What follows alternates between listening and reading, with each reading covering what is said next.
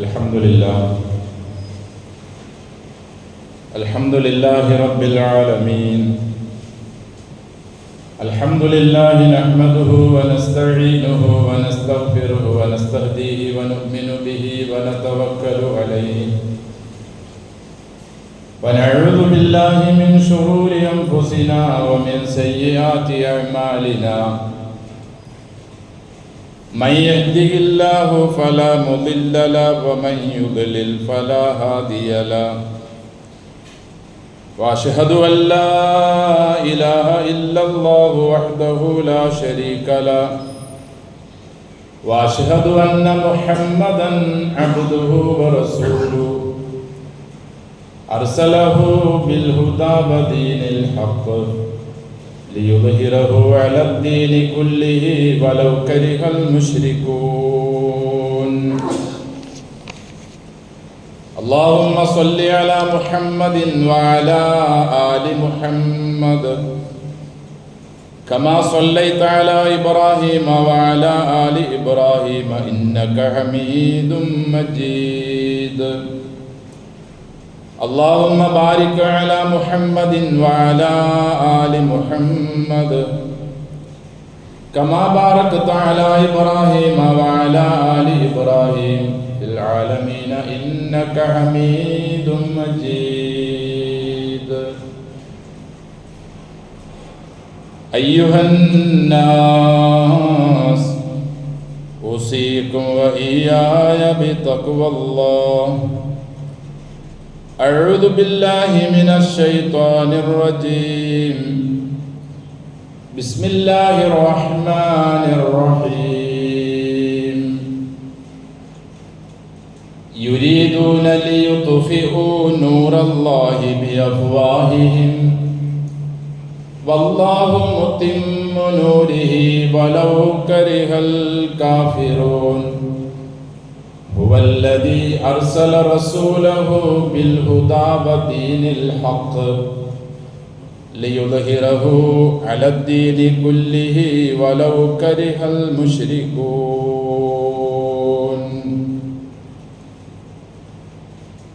സ്നേഹ ബഹുമാനം നിറഞ്ഞ സത്യവിശ്വാസികളെ, വിശ്വാസികളെ, അഖില ലോക രക്ഷിതാവായ അള്ളാഹുവിൻ്റെ വിധിവിലക്കുകൾ ജീവിതത്തിൻ്റെ എല്ലാ മേഖലകളിലും കൃത്യമായി പാലിച്ച് തഖ്വയോടെ ജീവിക്കാൻ എല്ലാ സന്ദർഭങ്ങളിലും കഴിവിൻ പരമാവധി ശ്രമിക്കണമെന്ന് എന്നോടും നിങ്ങളോടും വസിയത്ത് ചെയ്യും. അൽഹംദുലില്ലാഹ്, അള്ളാഹുവിൻ്റെ മഹത്തായ അനുഗ്രഹത്താൽ ഈ വർഷത്തെ ഹജ്ജ് കഴിഞ്ഞ് നമ്മുടെ നാടുകളിലുള്ളവരല്ല ഇന്ന് തന്നെ ഏകദേശം എത്തിച്ചേരും. മറ്റു പരിസരങ്ങളിലുള്ളവരെല്ലാം കുറേ ആളുകളെത്തി. അള്ളാഹു എല്ലാവരുടെയും ഹജ്ജും ഉംറയും മബ്റൂറുമായി കബൂലാക്കട്ടെ.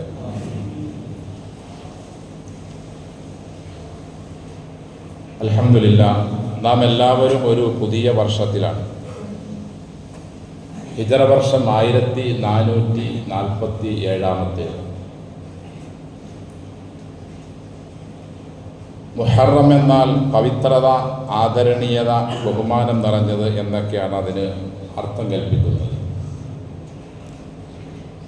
ഒരു വർഷത്തിൻ്റെ ആരംഭം തന്നെ ആദരണീയമായ, പവിത്രതയുള്ള, അനുഗ്രഹീതമായ, ഹുർമത്തുള്ള, റമളാൻ കഴിഞ്ഞാൽ പിന്നീട് നോമ്പനുഷ്ഠിക്കാൻ ഏറ്റവും പ്രതിഫലമുള്ള ഉന്നതമായ മാസം കൊണ്ടാണ് അള്ളാഹു ഒരു വർഷം തന്നെ ആരംഭിക്കുന്നത്. ഒരു വർഷത്തെ അവസാനിപ്പിച്ചതും അതേപോലെ തന്നെ ആദരണീയ മാസം കൊണ്ടാണ്. മിൻഹ അർബഅത്തുൻ ഹുറും, 12-ൽ 4 മാസം പവിത്രതയുള്ളതാണ് എന്ന് പറഞ്ഞതിൽപ്പെട്ടതാണ് കഴിഞ്ഞ ദുൽഖഅദയും ദുൽഹിജ്ജയും. കൂടുതൽ സൽക്കർമ്മങ്ങൾ കൊണ്ട് നിരതരാവലാണ് ഇതുകൊണ്ട് പ്രധാനമായും ഉദ്ദേശിക്കുന്നത്. അതുപോലെ തിന്മകളിൽ നിന്നും മാക്സിമം ഒഴിവായി നിൽക്കുക. ഈ മാസങ്ങളിലുള്ള നന്മയ്ക്ക് മറ്റു മാസങ്ങളിലുള്ള നന്മകളേക്കാൾ, ഈ മാസങ്ങളിലുള്ള തിന്മകൾക്ക് മറ്റു മാസങ്ങളിലുള്ള തിന്മകളേക്കാൾ പ്രത്യേകതയുണ്ട്. അതുകൊണ്ട് നന്മകൾ വർദ്ധിപ്പിക്കാനായിരിക്കണം നാം എല്ലാവരും കഴിവിൻ പരമാവധി ശ്രമിക്കേണ്ടത്. അള്ളാഹു അനുഗ്രഹിക്കട്ടെ. സത്യവിശ്വാസികളെ, വിശ്വാസിനികളെ, നാം എല്ലാം ജീവിക്കുന്നത് ഒരു വല്ലാത്ത ഒരു കാലത്തിലും ഒരു ലോകത്തിലും ഒരു വർഷത്തിലും ഒക്കെയാണ്. അള്ളാഹുവിൻ്റെ തിരുദൂതർ സല്ലല്ലാഹു അലൈഹി വസല്ലം പറഞ്ഞതുപോലെ യഅതി അലന്നാസി സമാനുൻ അസ്സാബിറു ഫീഹിം അലാ ദീനിഹി കൽ ഖാബിദി അലൽ ജംരി. യഅതി അലന്നാസി സമാനുൻ, ഒരു കാലം ആളുകൾക്ക് വരുന്നുണ്ട്. അസ്സാബിറു ഫീഹിം അലാ ദീനിഹി, ആ കാലത്ത് അവരുടെ ദീനിൽ മുറുകെ പിടിച്ച് ജീവിക്കുക എന്നത് കൽ ഖാബിദി അലൽ ജംരി, തീക്കട്ടയിൽ പിടിക്കുന്ന ഒരുത്തൻ്റെ വിഷമവും പൊള്ളലും പ്രയാസവും ഒക്കെ എങ്ങനെയാണോ അങ്ങനെയാണ്. നല്ല ഒരു തീ കഷ്ണത്തിൽ ഒരാൾ പിടിച്ചാൽ എത്രയധികം അയാൾക്ക് ബുദ്ധിമുട്ടും പ്രയാസവും ഉണ്ടോ അതേപോലെ ആയിരിക്കും ഒരു കാലം വരിക. ആ കാലഘട്ടത്തിൽ ദീൻ അനുസരിച്ച് ജീവിക്കുന്നവന് അനുഭവിക്കുന്നു. അല്ലാത്തവർക്ക് എന്തെന്നില്ലാത്ത സന്തോഷവും സ്വാതന്ത്ര്യവും ആഹ്ലാദവും ഒക്കെ ആയിരിക്കും. ദീൻ മുറുകെ പിടിച്ച് ജീവിക്കണം, അതിലായി മരിക്കണം, മുസ്ലിമായി ജീവിച്ച് മുസ്ലിമായി മരിച്ച് മുസ്ലിങ്ങളോടൊപ്പം ഉന്നത സ്വർഗത്തിൽ പ്രവേശിക്കണമെന്ന് അതിയായി ആഗ്രഹിക്കുന്ന മുഅ്മിനുകൾക്കും മുസ്ലിങ്ങൾക്കും പ്രതിസന്ധി ഓരോ ദിവസങ്ങളും ആഴ്ചകളും മാസങ്ങൾ കഴിയുമ്പോഴും പുതിയതായി വന്നുകൊണ്ടിരിക്കുകയാണ്.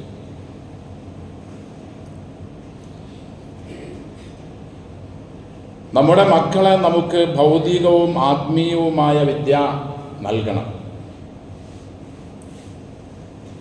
ആത്മീയ വിദ്യയ്ക്ക് തടസ്സം വരുന്ന നിലയിൽ ഭൗതിക വിദ്യ നൽകിയാൽ അത് നമ്മുടെ പാരത്രിക ജീവിതത്തിന് അങ്ങേയറ്റത്തെ നഷ്ടവും പരാജയവുമായിരിക്കും. നാളെ ഈ മക്കൾ തന്നെ നമുക്കെതിരിൽ അള്ളാഹുവിൻ്റെ മുമ്പിൽ അവർ പ്രാർത്ഥിക്കുകയും നമുക്കെതിരിലായിക്കൊണ്ട് ശിക്ഷകൾ വർദ്ധിപ്പിക്കാൻ അവർ റബ്ബിനോട് അപേക്ഷിക്കുകയും ചെയ്യുമെന്ന് ഹദീസുകളിലും ആയത്തുകളിൽ നമുക്ക് കാണാം. അപ്പോൾ ഒരു മുസ്ലിമിനെ സംബന്ധിച്ച് അവന് മതവിദ്യ അല്ലെങ്കിൽ വിദ്യക്കനുസരിച്ചുള്ള മതത്തിനനുസരിച്ചുള്ള ഇസ്ലാമിൻ്റെ ചട്ടക്കൂടിനനുസരിച്ചുള്ള ജീവിതത്തിൽ നിന്നും പുറംതിരിഞ്ഞുകൊണ്ട് അല്ലെങ്കിൽ അതിനെ നിഷേധിച്ചുകൊണ്ടുള്ള ഭൗതിക വിദ്യയോ അല്ലെങ്കിൽ അതുമായി ബന്ധപ്പെട്ടതൊന്നും അനുവദനീയമേ അല്ല. രണ്ട് വിദ്യാഭ്യാസത്തിനും ഇസ്ലാം എന്ന അനുഗ്രഹീത ദീൻ വിശാലത കൽപ്പിക്കുകയും പ്രോത്സാഹിപ്പിക്കുകയും ചെയ്യുന്നു. وَمِنْهُمْ مَنْ يَقُولُ رَبَّنَا آتِنَا فِي الدُّنْيَا حَسَنَةً وَفِي الْآخِرَةِ حَسَنَةً وَقِنَا عَذَابَ النَّارِ എന്ന് പറയുന്നവരാണ് സത്യവിശ്വാസികളും വിശ്വാസിനികളും. അള്ളാഹുവെ, ദുനിയാവിലും നല്ല ജീവിതം നൽകണം, നാളെ ആഖിറത്തിലും ഞങ്ങൾക്ക് നല്ല ജീവിതം നൽകണം, നരകശിക്ഷയിൽ നിന്നും ഞങ്ങളെ നീ രക്ഷിക്കുകയും ചെയ്യണം തമ്പുരാനെ എന്നതാണ്. ഈ പ്രാർത്ഥനയാണ് അള്ളാഹുവിൻ്റെ റസൂൽ സല്ലല്ലാഹു അലൈഹി വസല്ലമ കൂടുതൽ സമയം പ്രാർത്ഥിച്ചിരുന്നത്. ഹജ്ജ് ഉംറ ചെയ്യുന്ന ആളുകൾ പോലും യമാനി മൂല മുതൽ ഹജറുൽ അസ്വദ് മൂല വരെ പറയേണ്ടതും ഈ പ്രാർത്ഥനയാണ്. നബിയും അങ്ങനെയാണ് പ്രാർത്ഥിച്ചിരുന്നത്. എല്ലാ പ്രാർത്ഥനകളുടെയും കാമ്പ് ഉൾക്കൊള്ളുന്ന പ്രാർത്ഥനയും ഇതാണ്. അതുകൊണ്ടൊരു വിശ്വാസിനിയെ സംബന്ധിച്ച് അവർക്ക് ഭൗതികതയിൽ മാത്രം ഊന്നൽ നൽകിക്കൊണ്ടുള്ള ജീവിതം ഇല്ല. ആത്മീയതയും കൂടി എന്നല്ല, അതിന് കൂടുതൽ പ്രാധാന്യം കൊടുത്തുകൊണ്ടുള്ള ജീവിതവും വിദ്യയുമായിരിക്കണം അവനും അവരും നുകരേണ്ടതും മക്കൾക്ക് നൽകേണ്ടതും. അതിനുള്ള സാഹചര്യങ്ങളും സന്ദർഭങ്ങളും ഒക്കെ ഒരുക്കുക എന്നത് നമ്മുടെ എല്ലാവരുടെയും വിശ്വാസികളുടെയും ഇതിനെ മനസ്സിലാക്കുന്നവരുടെയും ഉത്തരവാദിത്വവും ബാധ്യതയുമാണ്. അങ്ങനെയായിരുന്നു നമ്മുടെ ഈ മഹാരാജ്യത്ത് നിലവിലുണ്ടായിരുന്ന സിസ്റ്റവും അവസ്ഥയുമെല്ലാം. പല നിലയിലായി ഈ ദീനിനെ ഏതൊക്കെ നിലയിൽ നശിപ്പിക്കാൻ പറ്റുമോ, അതായത് ഈ ദീൻ അനുസരിച്ച് ജീവിക്കുന്ന സമൂഹത്തെ അതിൽ നിന്നും എങ്ങനെയെല്ലാം ഊരിയെടുക്കാൻ പറ്റുമോ, നീക്കിയെടുക്കാൻ പറ്റുമോ അതിനു വേണ്ടിയുള്ള പരിശ്രമങ്ങൾ കാലാകാലങ്ങളായി കുഫറിൻ്റെ വാക്താക്കൾ, ഇരുളിൻ്റെ ആളുകൾ പ്രവർത്തിച്ചു കൊണ്ടിരിക്കുന്നു, അവർ ശ്രമിച്ചു കൊണ്ടിരിക്കുന്നു.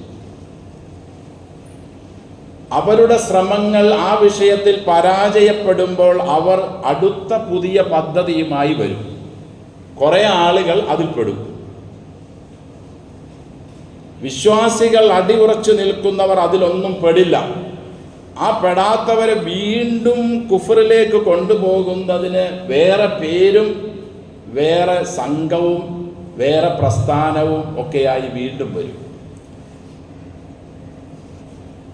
അങ്ങനെ നമ്മുടെ നാടുകളിൽ നിലവിൽ പല നിലയിലുള്ള പ്രശ്നങ്ങൾ ഉണ്ടാക്കിയിട്ടും ഒരു വിഭാഗം വിശ്വാസികൾ ലോകത്തിൻ്റെ ഒരുപാട് ഭാഗത്ത് നിന്ന് അവർക്ക് ആളുകളെ അങ്ങനെ കിട്ടി. കുഫറിലായിക്കൊണ്ടും ഷിർക്കിലായിക്കൊണ്ടും നിഷേധത്തിലായിക്കൊണ്ടും മരിക്കുന്ന ഒരു സംഘത്തെ അവർക്ക് കിട്ടി അവരുടെ പരിശ്രമ മുഖേന. അൽഹംദുലില്ലാ, അള്ളാഹുവിൻ്റെ അനുഗ്രഹം കൊണ്ട് നമ്മുടെ നാടുകളിൽ അതിന് വലിയ ചാൻസ് ഇതേവരെ അവർക്ക് കിട്ടിയിട്ടില്ല. അതുകൊണ്ട് മധുരവും പുളിയുമുള്ള പുതിയ പദ്ധതികളുമായി കണ്ടാൽ രസം തോന്നുന്ന, കേൾക്കാൻ ഇമ്പമുള്ള, അല്ലെങ്കിൽ ആകർഷണീയത തോന്നുന്ന തുള്ളിച്ചാട്ടവും ഡാൻസുകളും ആയി പല വിധത്തിലുള്ള പേരുകൾ ഇട്ടുകൊണ്ട് നമ്മുടെ സ്കൂളുകളിലേക്കും അവർ കടന്നു വന്നിരിക്കുകയാണ്. ഇതിനെതിരിൽ പറയുന്നവരെ നിശബ്ദരാക്കാനും അടിച്ചൊതുക്കാനും ഒക്കെ ഉള്ള നിയമങ്ങളും അതിനു വേണ്ടിയുള്ള പ്രവർത്തനങ്ങൾ അവർ ഒരു ഭാഗത്ത് നടത്തിക്കൊണ്ടേയിരിക്കുന്നു. പക്ഷെ എത്രയധികം ഏതെല്ലാം നിലയിൽ ഒക്കെ ശ്രമിച്ചാലും അള്ളാഹുവിലും അന്ത്യദിനത്തിലും വിശ്വസിക്കുന്ന മുസ്ലിമായ സ്ത്രീക്കും പുരുഷനും അതെല്ലാം അവരുടെ ഈമാനിൻ്റെ ശക്തി കൊണ്ട് നേരിടുകയും തരണം ചെയ്യുകയും അതിനെ തകർക്കുകയും ചെയ്യും ഇൻഷാ അല്ലാഹ്. അള്ളാഹു തന്നെ വിശുദ്ധ ഖുർആനിൽ പറയുന്നുണ്ട്, സൂറത്തു സഫിന്റെ 8ഉം 9ഉം, യുരീദൂന ലിയുത്ഫിഉ നൂറല്ലാഹി ബിഅഫ്വാഹിഹിം വല്ലാഹു മുത്തിമ്മു നൂരിഹി വലൗ കരിഹൽ കാഫിറൂൻ ഹുവല്ലദീ അർസല റസൂലഹു ബിൽ ഹുദാ വദ്ദീനിൽ ഹഖ് ലിയുദ്ഹിറഹു അലദ്ദീനി കുല്ലിഹി വലൗ കരിഹൽ മുശ്രികൂൻ.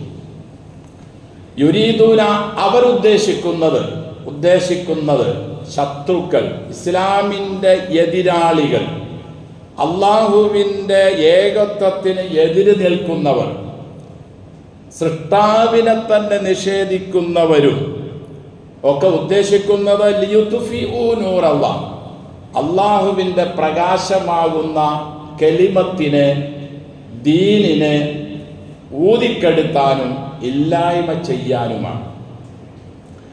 കുറെ കോലങ്ങൾ ഉണ്ടാകുന്നതിന് അവർക്ക് തടസ്സമില്ല, പേരുകൾ ഏതു പേരിനും അവർക്ക് തടസ്സമില്ല. പക്ഷേ ആ നല്ല പേരിനനുസരിച്ച് ജീവിക്കുന്ന ഒരു സമൂഹം അവർ വെറുക്കുന്നു. അതുകൊണ്ട് അവർ ഉൾക്കൊണ്ട ആ പ്രത്യേകമായ ദീനിനെ, തത്വസംഹിതയെ ഏതെല്ലാം നിലയിൽ ഇല്ലായ്മ ചെയ്യാൻ കഴിയുമോ ആ പദ്ധതികളെല്ലാം അവർ ആവിഷ്കരിക്കുന്നു. തുള്ളിച്ചാട്ടത്തിലും ഡാൻസിലും, അതുപോലെ തന്നെ ജീവനില്ലാത്ത ജീവനിലും, അതുപോലെ തന്നെ ഡ്രസ് കോഡിലും, അതുപോലെ തന്നെ ലിബറലിസത്തിലും, എത്തിസത്തിലും, യുക്തിവാദത്തിലും, കമ്മ്യൂണിസത്തിലും ഒക്കെയായി അവർ അള്ളാഹുവിൻ്റെ ദീനിനെ തകർക്കാൻ ഏതെല്ലാം പദ്ധതികൾ ആവിഷ്കരിക്കാൻ പറ്റുമോ അതൊക്കെ അവർ നടത്തിക്കൊണ്ടിരിക്കുന്നു. പക്ഷെ ഒരു കാര്യമുണ്ട്, വല്ലാഹു മുത്തിമ്മു നൂരിഹി, അള്ളാഹു ഇത് കെടുത്താൻ ഒരിക്കലും സമ്മതിക്കൂല. ഇതിനെന്നും ഈ പ്രകാശം ഉണ്ടാവുകയും ഇതാളിക്കത്തുകയും തീർച്ചയായും വിശ്വസിക്കുന്ന ആളുകൾ അവരുടെ ഈമാനിന് അവർ ബലം കൂട്ടുകയും ചെയ്യും. പലപ്പോഴും പറഞ്ഞിട്ടുണ്ട്, കേട്ടിട്ടുണ്ട്, അഹ്സാബ് യുദ്ധ വേളയിൽ നിങ്ങളെ എല്ലാവരും ഇന്നന്നാസ ഖദ് ജമഉ ലക്കും ഫഖ്ശൗഹും ഫസാദഹും ഈമാന. മദീനയിലും മക്കയിലും അതിൻ്റെ പരിസരത്തിലുമുള്ള എല്ലാ ഗോത്രങ്ങളിൽ നിന്നും ആളുകൾ സംഘടിച്ച് നിങ്ങൾക്കെതിരിൽ വന്നിരിക്കുന്നു, നിങ്ങൾ പേടിക്കുക എന്നവരോട് പറഞ്ഞപ്പോൾ അവർ അതിന് കൊടുത്ത മറുപടി ഹസ്ബുനല്ലാഹു വനിഅമൽ വക്കീൽ എന്നതായിരുന്നു. ഞങ്ങൾക്ക് അല്ലാഹു മതി, അവൻ ഞങ്ങളെ സഹായിക്കും. ആശൂറ ദിവസം അഥവാ മുഹറം 10 നാളെ വലിയൊരു സംഭവം ഉണ്ടായിട്ടുണ്ട്. കലീമുല്ലാഹി മൂസ അലൈഹി സ്വലാത്തു വസ്സലാമും ജനതയുമായി, ശത്രുക്കളുമായി ബന്ധപ്പെട്ട് അവരെ തീർത്തു കളയാൻ വേണ്ടി രംഗത്ത് വന്ന ആ വൻ സൈന്യത്തെ അദ്ദേഹം നേരിട്ടത് ഇന്ന മഈ റബ്ബി സയഹ്ദീൻ എന്ന വാക്കുകൊണ്ടായിരുന്നു. കൂടെയുള്ളവർ പേടിച്ചു. കാരണം ജനിച്ച അന്ന് മുതൽ ഇതുവരെയും പീഡനങ്ങൾ മാത്രം ഏൽക്കേണ്ടി വന്നവരായിരുന്നു ഖിബ്തികളിൽ നിന്ന് ഇസ്രായേലികൾ. മൂസ അലൈഹി സ്വലാത്തു വസ്സലാമിൻ്റെ നേതൃത്വത്തിൽ അതിനൊരു ശമനവും ഒരു തടയും ഒക്കെ ഉണ്ടായ അവസരത്തിൽ ഇവരെ എന്നേക്കുമായി നശിപ്പിക്കാൻ രാജാവും പട്ടാളവും തീരുമാനിച്ചു. അവരത് നടപ്പാക്കാൻ വേണ്ടി രംഗത്തിറങ്ങി. രക്ഷപ്പെടാൻ വേണ്ടി, മറുകര തേടി രക്ഷപ്പെടാൻ വേണ്ടി അവർ യാത്ര പോകുമ്പോൾ ശക്തമായ കടൽ അല്ലെങ്കിൽ നദി അവരുടെ മുന്നിൽ വന്നു. അതിൽ നിന്നും രക്ഷപ്പെടാൻ അവർക്ക് മാർഗമില്ല. മൂസ അലൈഹി സ്വലാത്തു വസ്സലാമിനോട് ആളുകൾ പറഞ്ഞു, നമ്മെ ഇപ്പൊ പിടികൂടുക തന്നെ ഇന്നാല മുതറക്കൂൻ, നാം ഇപ്പോൾ അവരുടെ വാളുകൾക്ക് ഇരയാവുക തന്നെ ചെയ്യും.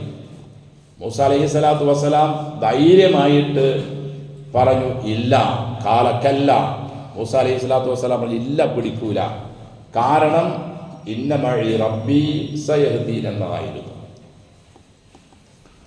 അതിനു മുമ്പ് ഇബ്രാഹിം നബി അലൈഹി സ്വലാം നമുക്കറിയാം, ഒരു മനുഷ്യൻ പോലും ഇല്ല ഈ ഏകത്വം അംഗീകരിക്കുന്ന ഈ ഭൂമിയുടെ മുകളിൽ.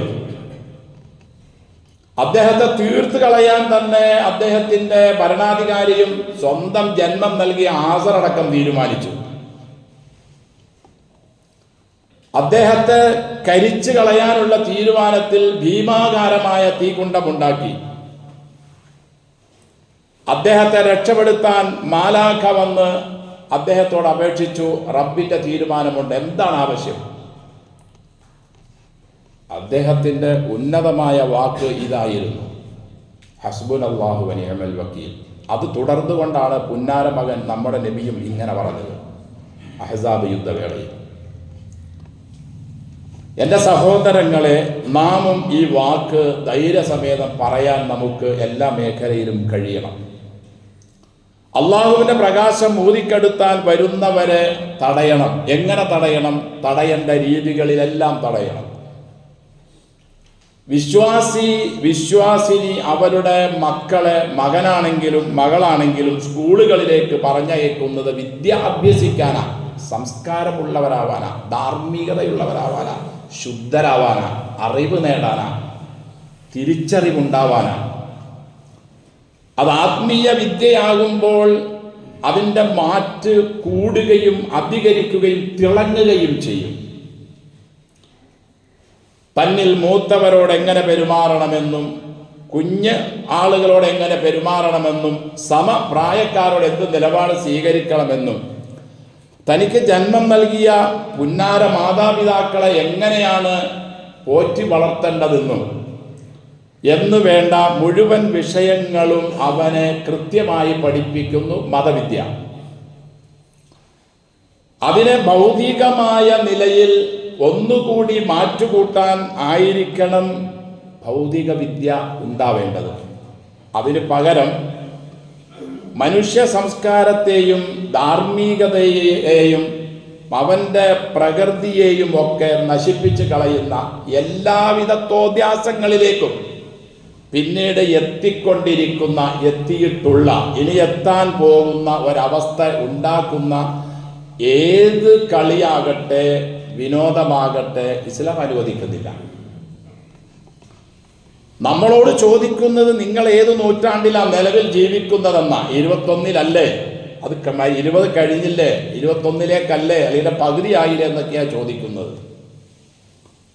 ഈ ആളുകൾ തന്നെ മനസ്സിലാക്കേണ്ടത് അവർ ഇവിടെ ആവിഷ്കരിച്ച പാഠ്യപദ്ധതികൾ കൊണ്ട് എന്തെങ്കിലും ഒരു മനുഷ്യന് ഗുണം കിട്ടുന്ന ഒരു സംഗതി ഉണ്ടായി. വേണ്ട, സ്ത്രീകൾക്ക് തന്നെ അന്തസ്സായിട്ട് മാന്യമായിട്ട് അവരുടെ കാര്യങ്ങൾ നടത്താൻ പറ്റുന്ന ഒരു സ്വാതന്ത്ര്യത്തിലേക്ക് അവരെത്തിയിട്ടുണ്ടോ? എത്രയെത്രയോ സ്ത്രീകളാണ് ദിവസവും മണിക്കൂറുകൾ തോറും ലോകത്താകമാനെ ആനം ഇന്ത്യയിലും കേരളത്തിലും ഡിസ്ട്രിക്റ്റിലും ഒക്കെ പീഡനത്തിന് ഇരയാകുന്നത്. അത് വർദ്ധിക്കാനല്ലാതെ ഇവരുടെ ഈ തുള്ളിച്ചാട്ടവും ഡാൻസും ഒന്നും ഉപകരിക്കില്ല. അതിനുവേണ്ടി വാദിക്കുന്ന കുട്ടികൾ പോലും തെരുവുകളിൽ നമുക്ക് കാണാം. ഞങ്ങൾക്കും വേണം സ്വാതന്ത്ര്യം. എന്തിന് സ്വാതന്ത്ര്യം? ആരെയും എങ്ങനെയും ചുംബിക്കാനും മെക്കെട്ട് കയറാനും ഹീനമായ മറ്റു പ്രവർത്തികൾ ചെയ്യാൻ, പരസ്യമായി ചെയ്യാൻ സ്വാതന്ത്ര്യം ഞങ്ങൾക്കും വേണം തെരുവിലൂടെ എന്നാണ് ഇതൊന്നും ഇല്ലാഞ്ഞിട്ട് തന്നെ അവരാവശ്യപ്പെടുന്നത്. നാം കണ്ടുകൊണ്ടിരിക്കുന്നതാണ്. ആ ഒരു അവസ്ഥയിലാണ് നമ്മുടെ സിസ്റ്റങ്ങൾ തന്നെ മാറ്റി അവരെ അതിനുവേണ്ടി കയറൂരി വിടുകയും വിടാൻ വേണ്ടി പ്രോത്സാഹിപ്പിക്കുകയും ചെയ്യുന്ന പെക്കൂത്തുകൾ നമ്മുടെ കലാലയങ്ങളിൽ നടപ്പാക്കണമെന്ന തീരുമാനം വന്നതും അതിനെതിരിൽ സംസാരിക്കുന്നവരെ ഏതോ ഒരു ജഹാലത്തിൻ്റെ കാലഘട്ടക്കാരായി അതിൻ്റെ ആളുകൾ വിശേഷിപ്പിക്കുന്നു. അള്ളാഹു വിശുദ്ധ ഖുർആനിലൂടെ വളരെ വ്യക്തമായി നമ്മെ ഒരുപാട് കാര്യങ്ങൾ പഠിപ്പിക്കുന്നുണ്ട്. സ്ത്രീകളും അവരുടെ വേഷങ്ങളും പുരുഷനും അവൻ്റെ വേഷവും ഒക്കെ പഠിപ്പിക്കുന്നുണ്ട്. ഇടുങ്ങിയ വസ്ത്രം സ്ത്രീക്കാണെങ്കിലും പുരുഷനാണെങ്കിലും ഇസ്ലാം അനുവദിക്കുന്നില്ല. ഇടുങ്ങിയ വസ്ത്രം അനുവദനീയമല്ല.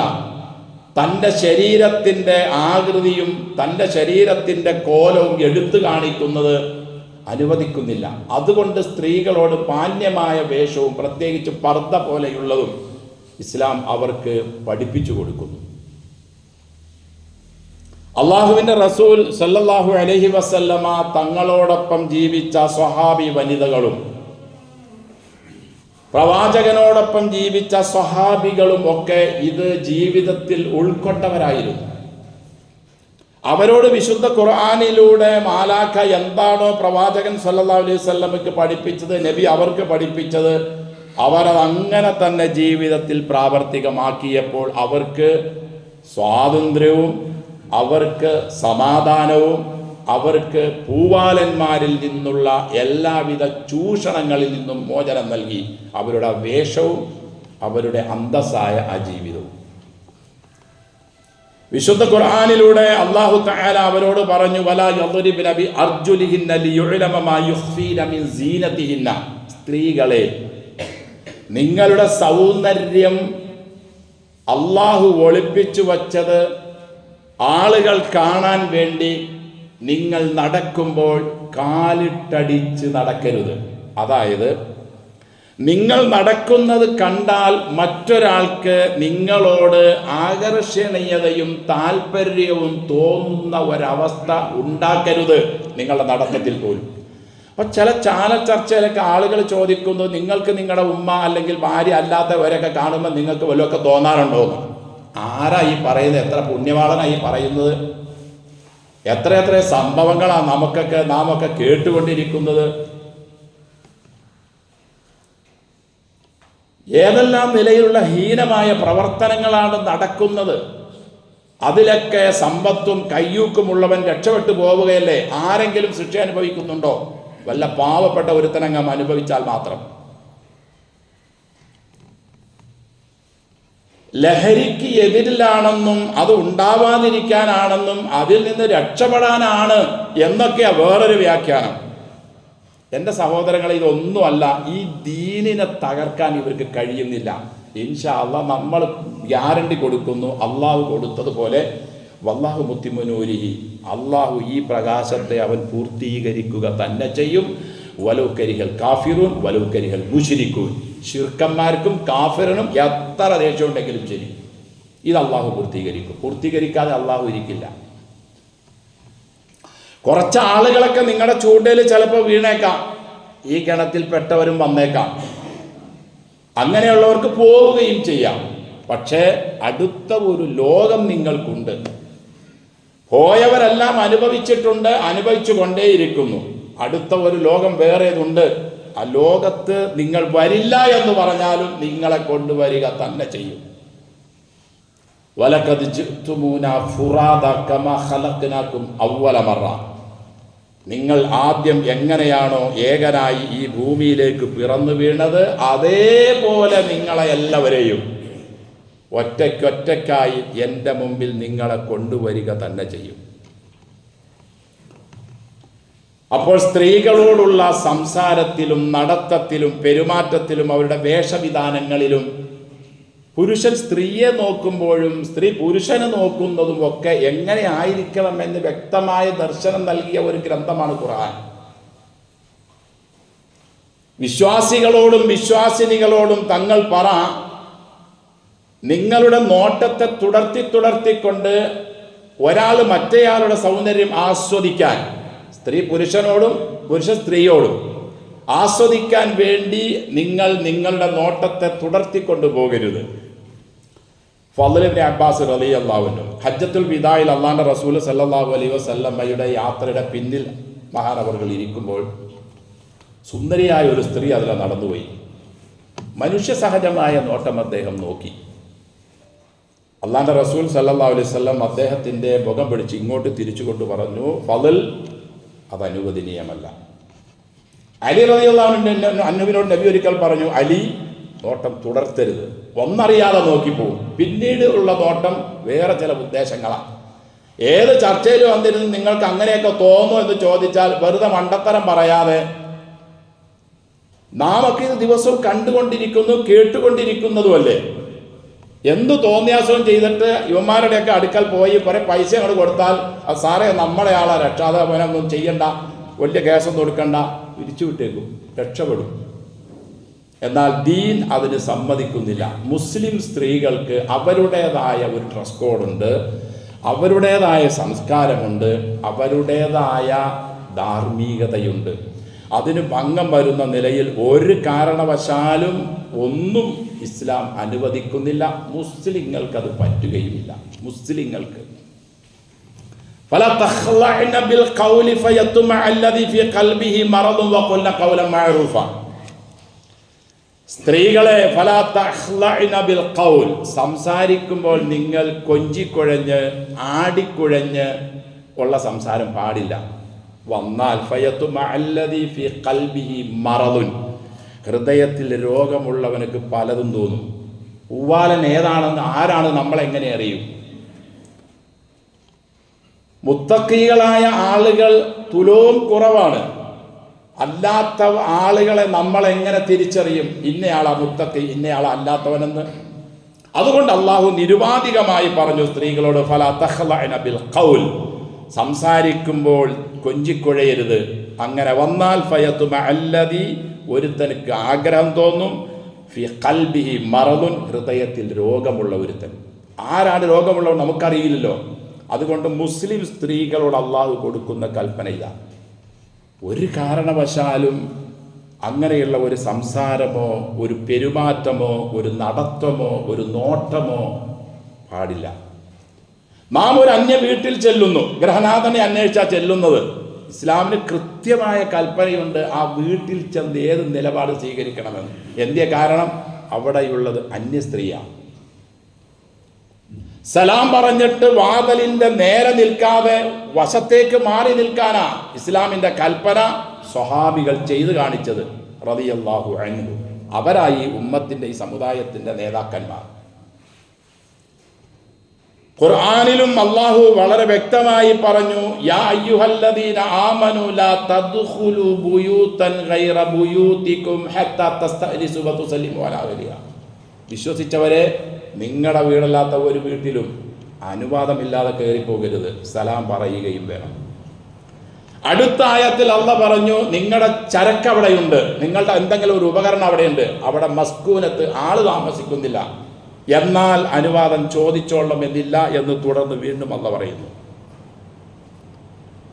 ഇങ്ങനെ കൃത്യമായ നിർദ്ദേശം മനുഷ്യരുടെ സംസ്കാരവും മനുഷ്യരുടെ ധാർമ്മികതയും അവൻ്റെ നിലനിൽപ്പിനും വേണ്ടി നൽകിക്കൊണ്ടിരിക്കുന്ന ദീനാണ് വിശുദ്ധ ദീൻ, വിശുദ്ധ ഖുർആൻ. അതനുസരിച്ച് പോകാനേ മുസ്ലിമിന് കഴിയൂ. അവൻ അത് വിട്ട് വേറെ ഒരു നിലപാടിലേക്കും അവൻ പോവുകയില്ല. പർദ്ദയുമായി ബന്ധപ്പെട്ട വിഷയങ്ങൾ അവതരിപ്പിച്ചുകൊണ്ട് അള്ളാഹു തന്നെ വിശുദ്ധ പ്രവാചകനോടും പ്രവാചകന്റെ ഇണകളോടും പെൺമക്കളോടും വനിസായിൽ മുഅ്മിനീൻ യാ അയ്യുഹൻ നബിയ്യു ഖുൽ അസ്വാജിക വ ബനാതിക വ നിസായിൽ മുഅ്മിനീൻ, നബിയെ തങ്ങളുടെ ഭാര്യമാരോട് പറയണം, നിന്റെ പെൺമക്കളോട് പറയണം, മുഴുവൻ മുഅ്മിനുകളായ പെണ്ണുങ്ങളോടും പറയണം, യുദ്നീന അലൈഹിന്ന മിൻ ജലാബീബിഹിന്ന, അവരുടെ ജിൽബാബ് മൂടുപടം അവർ താഴ്ത്തിയിടാൻ പറയണം. എന്തിനാണത്? സുരക്ഷിതത്വത്തിനും സംരക്ഷണത്തിനും വേണ്ടി മാത്രമാണ്. ഇത് മനസ്സിലാക്കിക്കൊണ്ട് മറ്റു മതസ്ഥരിൽ നിന്നും ഇങ്ങോട്ട് കടന്നു വന്നവർ തന്നെ വളരെ പച്ച മലയാളത്തിലും അവരവരുടെ ഭാഷയിലും അവർ പറഞ്ഞിട്ടുണ്ട്, ഇപ്പോഴാ ഞങ്ങൾക്ക് സ്വാതന്ത്ര്യം കിട്ടിയത്. ഇത് ധരിക്കാൻ തുടങ്ങിയപ്പോൾ മുതൽ ഞങ്ങൾക്ക് റാഹത്ത് തോന്നുന്നു, സ്വസ്ഥത തോന്നുന്നു, സമാധാനം തോന്നുന്നു. ഇതാണ് ഇവിടെ അള്ളാഹു പറഞ്ഞത്.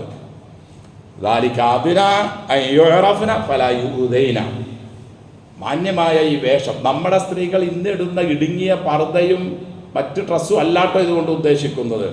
ഇസ്ലാമിക വേഷം എന്ന് പറയുമ്പോൾ അതിന് അതിൻ്റെതായ നിയമങ്ങളുണ്ട്. ഇപ്പൊ ഇടുന്നത് ഭാഷന് വേണ്ടിയും ഹോബിക്ക് വേണ്ടിയും പ്രത്യേക ഒരു സ്റ്റൈല്, അള്ളാഹു ആദ്യം പറഞ്ഞതുപോലെ ആളുകൾ ഇങ്ങോട്ട് ആകർഷിക്കാൻ വേണ്ടിയാ. അതൊന്നും ഇസ്ലാമിക പർദ്ദയും സംസ്കാരമല്ല. സിനിമാ നടികളെ വച്ച് പരസ്യം കൊടുത്ത് ആളുകളെ അങ്ങോട്ട് ക്ഷണിച്ച് ആ പരസ്യപ്പെടുത്തി വാങ്ങുന്ന പല പല കൊത്തുപണികളും ആകർഷണീയതും ഉള്ള ഒന്നും ഇസ്ലാം അംഗീകരിക്കുന്നേയില്ല. ഇസ്ലാം സ്ത്രീയുടെ പുരുഷന്റെ സുരക്ഷിതമാണ് ഇസ്ലാമിലെ ഓരോ നിയമങ്ങൾ കൊണ്ടും ഇസ്ലാം ഉദ്ദേശിക്കുന്നത്. അള്ളാഹു പറഞ്ഞതെന്താ? ദാലിക അദ്ന അൻ യുഅറഫ്ന ഫലാ യുദൈന, മുസ്ലിം സ്ത്രീകളെ നിങ്ങൾ ഇങ്ങനെ ചെയ്താൽ നിങ്ങളെ ഒരാളും ഇടങ്ങേറാക്കൂല, പ്രയാസപ്പെടുത്തൂല. ഏത് പൂവാലനും മനസ്സിലാക്കും അതൊരു മുസ്ലിം സ്ത്രീയാ, മാന്യതയുള്ളവളാ, മാന്യതയുള്ള വേഷം ധരിച്ച്. നമ്മളെ ഇപ്പോഴത്തെ പർദ്ദയല്ല, മറ്റു വേഷവുമല്ല, ഇസ്ലാമിക വേഷവും പർദ്ദയും ധരിച്ച് പോയാൽ ഒരാളും നോക്കുകയില്ല, അവൻ്റെ ഹൃദയത്തിലൊന്നും തോന്നുകയില്ല. ഇസ്ലാം പഠിപ്പിക്കുന്ന ഡ്രസ് കോഡ് അതാ. ഒരു ഇസങ്ങളിലേക്കും സഹോദരങ്ങളെ നാം പോകരുത്, നമ്മുടെ മക്കളെ വിടരുത്, അതിന് നമുക്ക് അനുവദിക്കാനേ പറ്റില്ല. അങ്ങനെ വന്നാൽ മരണത്തിന് ശേഷമുള്ള ജീവിതം തകർന്ന് തരിപ്പണമാകും. ഈ പറയുന്നവന്മാർക്കൊന്നും ഇത് വിഷയമേ അല്ല. അവർക്ക് അങ്ങനെ ഒരു ജീവിതത്തെ പറ്റി അവർ ചിന്തിക്കുന്നേയില്ല.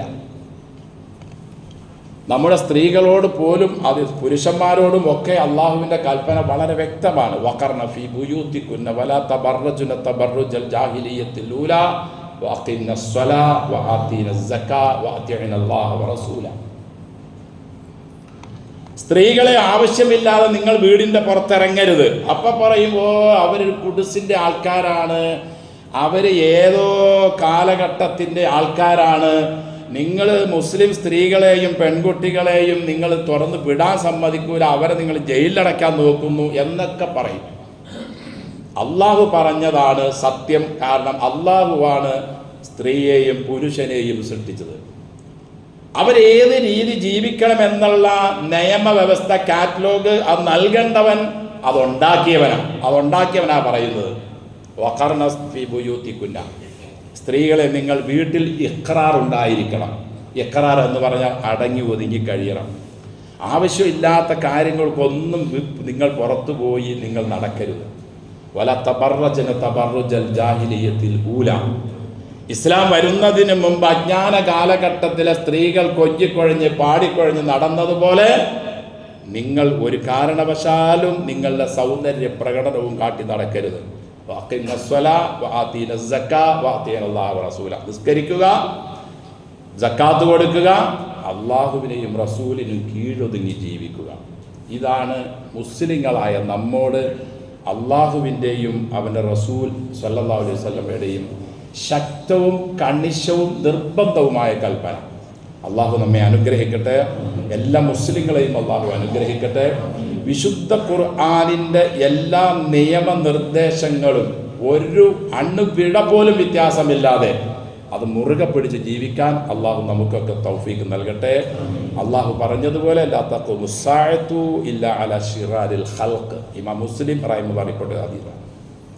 ലോകത്തിൻ്റെ അന്ത്യം സംഭവിക്കുകയില്ല സൃഷ്ടികളിൽ വച്ച് മഹാമെനകെട്ടവന്മാർ വരുന്നത് വരെ. അത് വ്യാപിക്കും. അത് വരുന്നത് വരെ ലോകത്തിന് അവസാനം സംഭവിക്കുകയില്ല. അതിലേക്കുള്ള ഒരു കാൽ വെപ്പും എടുത്തുവെപ്പും യാത്രയും ഒക്കെയാണ് എന്ന് തോന്നുന്നു. ഇതെല്ലാം കണ്ടിട്ട് അള്ളാഹു നമ്മെ എല്ലാം കാത്തുരക്ഷിക്കട്ടെ.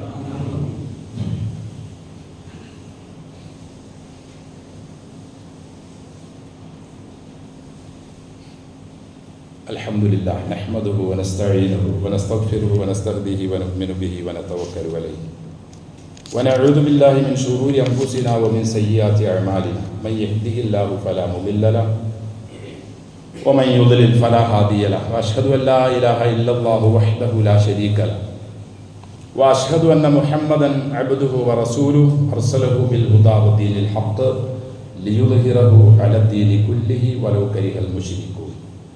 اللهم صل على محمد وعلى آل محمد كما صليت على إبراهيم وعلى آل إبراهيم إنك حميد مجيد. اللهم بارك على محمد وعلى آل محمد كما باركت على إبراهيم وعلى آل إبراهيم في العالمين إنك حميد مجيد. أيها الناس أوصيكم وإياي بتقوى الله. أعوذ بالله من الشيطان الرجيم. بسم الله الرحمن الرحيم. وجاوزنا ببني إسرائيل البحر فأتبعهم فرعون وجنوده بغيا وعدوا حتى إذا أدركه الغرق قال آمنت أنه لا إله إلا الذي آمنت به بنو إسرائيل وأنا من المسلمين الآن وقد عصيت قبل وكنت من المفسدين. സ്നേഹം ബഹുമാനം നിറഞ്ഞ വിശ്വാസികളെ, അള്ളാഹുവിൻ്റെ വിധിവിലക്കുകൾ ജീവിതത്തിൻ്റെ എല്ലാ സെക്കൻഡ് സമയങ്ങളിൽ പോലും കൃത്യമായി പാലിച്ച് അള്ളാഹുവിനെ ഭയപ്പെട്ട് അവനിൽ ആഗ്രഹവും പ്രതീക്ഷയും വെച്ച് തഖ്വയോടെ ജീവിക്കാൻ മുഴുവൻ സമയങ്ങളിലും ശ്രമിക്കണമെന്ന് എന്നോടും നിങ്ങളോടും വസിയത്ത് ചെയ്യുന്നു. വിശുദ്ധ ഖുർആൻ യൂനുസ് അധ്യായത്തിൻ്റെ 90-91 ആയത്ത്. വജാവസ്നാ ബിബനി ഇസ്രായീൽ അൽ ബഹ്റ. ഇസ്രായേൽ സന്തതികളെ നാം സമുദ്രം കടത്തി രക്ഷപ്പെടുത്തി കൊണ്ടുവന്നു. ഫഅത്ബഅഹും ഫിർഔന വജുനൂദുഹു. ഫിർഔനും അവൻ്റെ സൈന്യവും അവൻ്റെ ആളുകളും ഇസ്രായേലികളെ പിടിച്ചു കെട്ടാൻ, ഇപ്പൊ കൊന്നൊടുക്കുന്നത് പോലെ നശിപ്പിച്ചു കളയാൻ തീരുമാനിച്ച് അവനും അവൻ്റെ പാർട്ടിയും കൂടെ വന്നു. ബഗ്യൻ അക്രമപരമായും വഅദ്വൻ നീതി ഇല്ലാതെയും ക്രൂരമായ നിലയിലും. ഹത്താ ഇദാ അദറകഹുൽ ഗർഖ്. അങ്ങനെ